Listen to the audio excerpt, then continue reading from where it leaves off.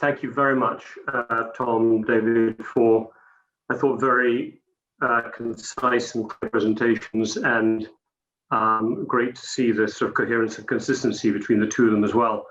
I don't disagree with any of the analysis, and I think Tom's points about the way the Communist Party of China has changed under Xi Jinping being the key dynamic that has changed the context. I very much share that assessment.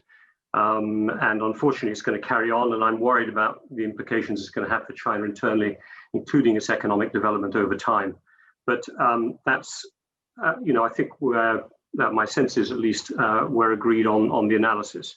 So really the question is what do we do, and where do we, to use David's points, where do we cooperate, compete, confront? I just wanted to put a couple of questions, I suppose, on the table. First, and Tom, you raised this, and maybe it's something for David as well, this competition between the primacy of individual rights, and let's call them state rights. They do reflect, fortunately, a contradiction within the UN system. When the UN Declaration of Human Rights upholds individual rights, but the UN system, as Xi Jinping said, in the primacy of state rights, and that interstate relations kind of dominate the rights of individuals. And so our ability in the West to navigate that balance is complex. We know the United States has often wanted to give primacy to its own sovereign rights, hasn't joined certain groups and so on. So, there are many states that share the Chinese view that state rights should dominate over individual rights, and even some democracies have aligned themselves with China, Russia, and others on that kind of primacy. And Tom and I, may have a slightly different view on one big democracy that seems to be skating a bit between those two lines. Probably not a big difference between the two of us, but enough for at least to put that on the table. How do we manage this difference between a UN system that still gives dominance to state rights versus our, I think, quite correct liberal democratic view on individual rights? Very specifically for the UK, Tom, where do we draw this line now on competing and cooperating? And I'm thinking in particular, what kind of areas do you think the UK is going to have to demonstrate that differentiation going forward? I think the positions on Hong Kong have been correct and admirable by being frank about what's going wrong there and what the Chinese government is doing.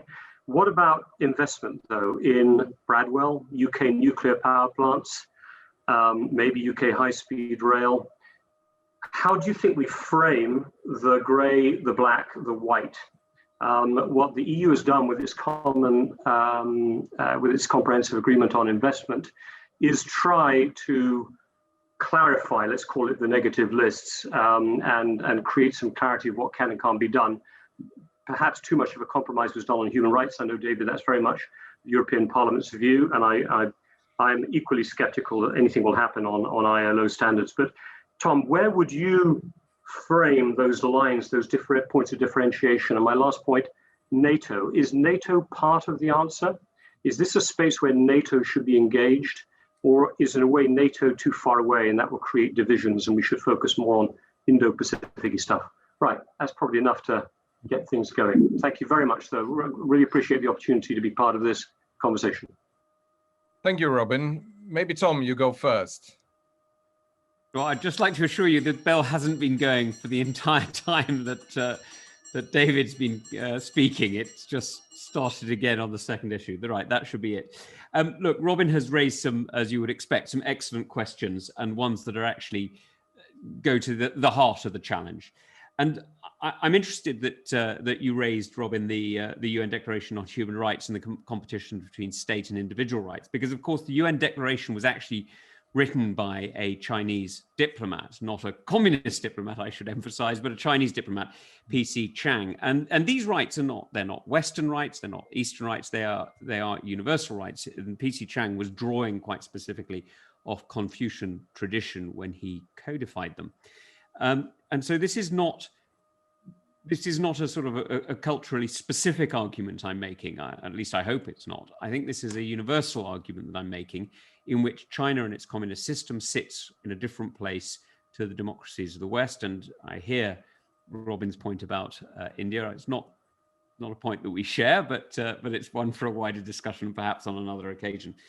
The challenge, however, is how do you compete and how do you cooperate? Look, it's quite clear that cooperation is going to be at the basis of our relationship with China. It's simply true for any country that is such an enormous economy, possibly the world's largest.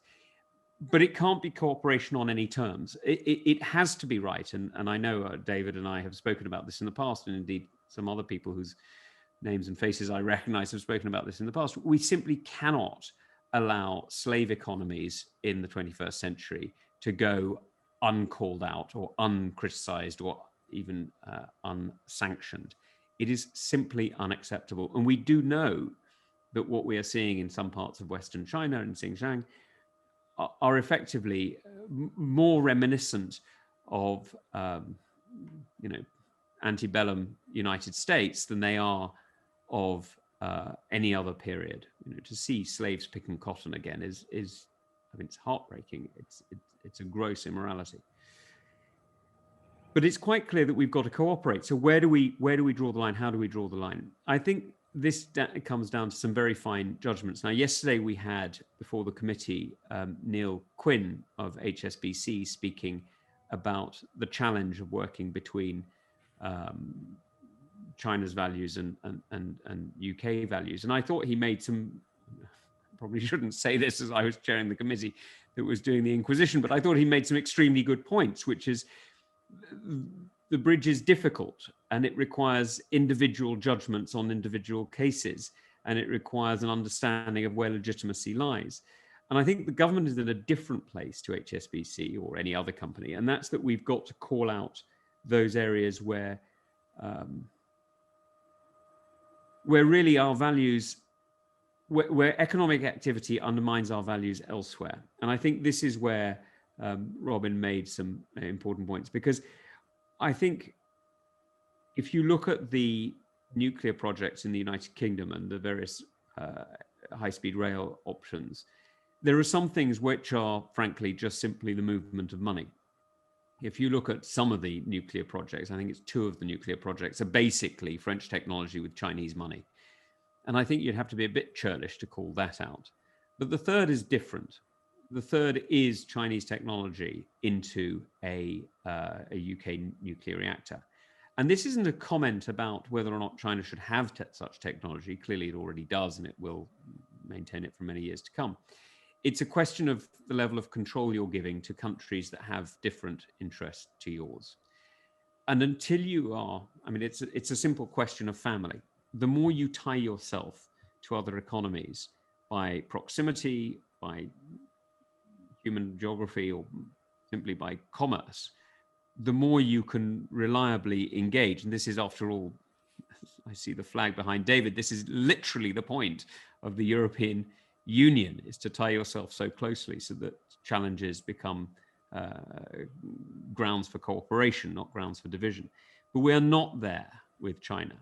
So that, I think, means that there are areas where we simply cannot cooperate and others where we simply must. Environmental policy, of course we must. Human rights standards as much as possible, of course we must. But those areas which affect our national security, whether it's the infrastructure of our communications or of our power, I think those are areas where we have a much greater challenge. Thank you, Tom. David, would you like to react as well, please? Yes, thank you. I just want to make 2 brief remarks. The one is on the EU and China Comprehensive Agreement on Investment. Having followed the media commentary in the English language in the United States, but also in Britain, I think quite some of the things I read were actually overstated and exaggerated. The facts are the German presidency of the Council managed to conclude negotiations with the Chinese after 7 years. And this was a breakthrough just before New Year's Eve, and another success for Angela Merkel's presidency of the European Union. But the Commission has just published the draft text, but we're still far away from ratifying this. It needs to be legally scrubbed. That will take a couple of months, and it needs to be translated in all 24 languages, and then it will be referred to the European Parliament. And the European Parliament will have a very close look at this agreement. And one thing is clear, this agreement is about guaranteeing an unprecedented level of access to EU investors in China. It's about allowing EU companies to buy or establish new companies in key sectors. It's about helping to a level playing field for EU companies in China. And it's about that China commits itself to rules on state-owned enterprises and transparency and subsidies. So it's about market access commitments by the Chinese. It's about commitments on fair competition. That is the main point of this agreement. And this is only one part of the European Union strategy in dealing with China. Of course, not all questions, all the complicated issues we are dealing with can be answered with this comprehensive agreement on investment. But, and I know that I've read some criticism also from the left in the European Parliament, but for the first time, we have here seen Chinese commitments to respect core principles of the ILO, of the International Labour Organization, and to effectively implement the ratified ILO conventions. That is, from my point of view, a real step forward. And also we have seen the Chinese commitment to effectively implement the Paris Climate Agreement. So all in all, I think the criticism was a bit overstated, and we will certainly take our time in the European Parliament to carefully analyze this agreement. And the final point, the Indo-Pacific strategy. I know that you're also discussing this in the United Kingdom, and if I followed it correctly, that Chatham House also organized an event about Britain's pivot to the Indo-Pacific. What I find remarkable is that after the French, who presented an Indo-Pacific strategy already a couple of years ago, the German government has now also presented its own Indo-Pacific strategy. And that's quite remarkable because in German politics, the term Indo-Pacific was avoided for quite a long time.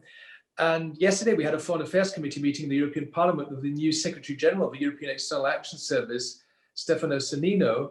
And if I understood him correctly, I think we can also expect some kind of strategic reflections on how to deal with the Indo-Pacific also coming from the European Union. And please bear in mind, one of the highlights of the Portuguese presidency of the European Union in the next 6 months will be the big EU-India summit in May in Portugal.